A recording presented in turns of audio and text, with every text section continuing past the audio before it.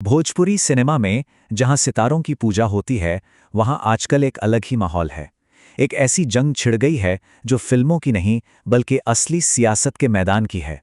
और इस जंग ने इंडस्ट्री के दो सबसे बड़े सुपरस्टार्स को बिल्कुल आमने सामने खड़ा कर दिया है। तो आखिर ये पूरा मामला है क्या? ये सियासी तूफान उठा कहाँ से? सच पूछे तो ये सब शुरू हुआ बस एक नाम से, एक ऐसा तंज जिसने पूरे विवाद को आग लगा दी। सवाल सीधा सा है कि आखिर खेसारी लाल यादव को ऐद मुल्ला कहा ही क्यों गया? चलिए इस पूरी कहानी की एक एक परत को खोलकर देखते हैं। देखिए, ये विवाद तब भड़का जब सुपरस्टार खेसारी लाल यादव ने पॉलिटिक्स में थोड़ी ज्यादा एक्टिवनेस दिखानी शुरू कर दी। उनका ये कदम ना एक ऐसी इंडस्ट्री में चैलेंज जैसा था जहां पॉलिटिकल इक्वेशन पहले से सेट माने जाते थे। और बस फिर क्या था, उनके इसी एक कदम ने भोजपुरी फिल्म इंडस्ट्री के बीचों बीच एक गहरी लकीर खींच दी। अब इस कहानी के दो मेन किरदार हैं। एक तरफ है खेसारी लाल यादव जो आरजेडी के पाले में दिखे, और दूसरी तरफ दिनेश लाल यादव यानी निरहुआ जो बीजेपी के काफी स्ट्रांग और एस्टैब्लिश्ड फेस हैं। तो यहां बात सिर्फ दो एक्टर्स की नहीं रह गई, ये टक्कर तो दो अलग अलग पॉलिटिकल आइडियोलॉजी की बन। तो अब आते हैं उस शब्द पर जिसने इस आग में, कह सकते हैं, घी का काम किया, ईद मुला। वैसे तो ये एक पॉलिटिकल तंज था, एक जाइब था, लेकिन खेसारी के सपोर्टर्स के लिए ये कोई मजाक नहीं था।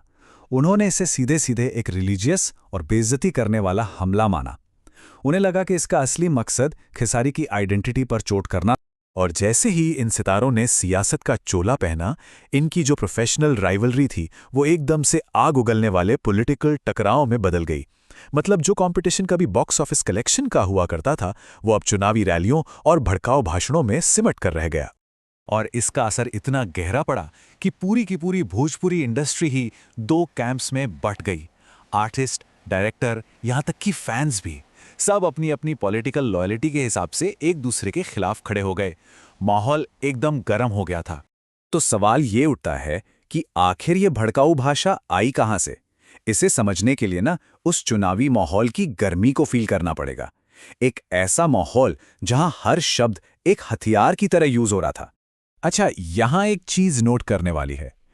ये जो शब्द था, ये निरहुआ के किसी ऑफिशियल स्पीच का पार्ट नहीं था, लेकिन चुनावी माहौल में उनके सपोर्टर्स की तरफ से और कुछ स्टेज स्पीच में इसका जिक्र जरूर हुआ। और फिर सोशल मीडिया पर जो वायरल क्लिप्स आईं, उन्होंने इस चिंगारी को आग बना दिया, शोला बना दिया।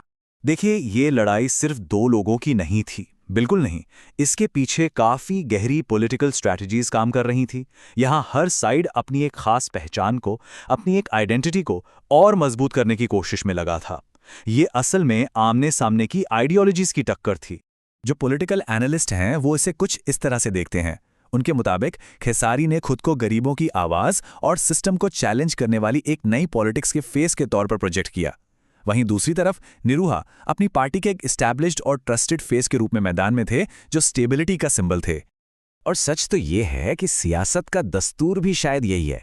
जब मुकाबला एकदम कांटे का हो तो अक्सर बातों और भाषा दोनों का लेवल नीचे आ जाता है और लॉजिक की जगह कड़वाहट ले लेती है।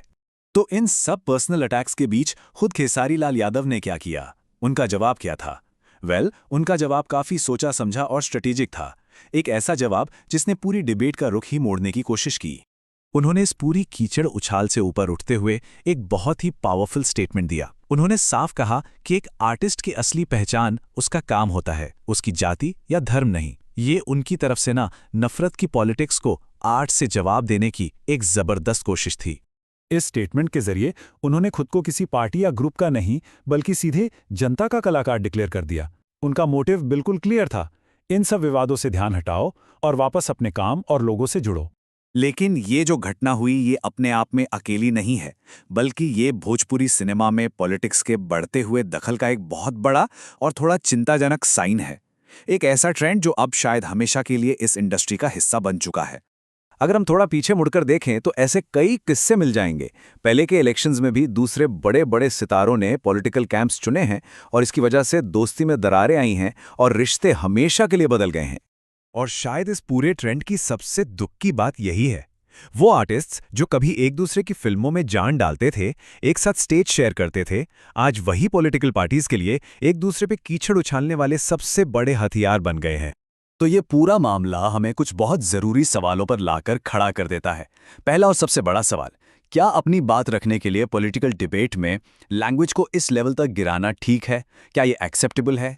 और आखिर में एक सवाल जो हर आर्ट लवर को सोचना चाहिए कि क्या किसी आर्टिस्ट की लेगेसी उसकी कला से, उसके काम से तय होगी या फिर उसकी पॉलिटिकल पहचान से? इस सवाल का जवाब ही शायद सिनेमा और सियासत दोनों का फ्यूचर डिसाइड करेगा।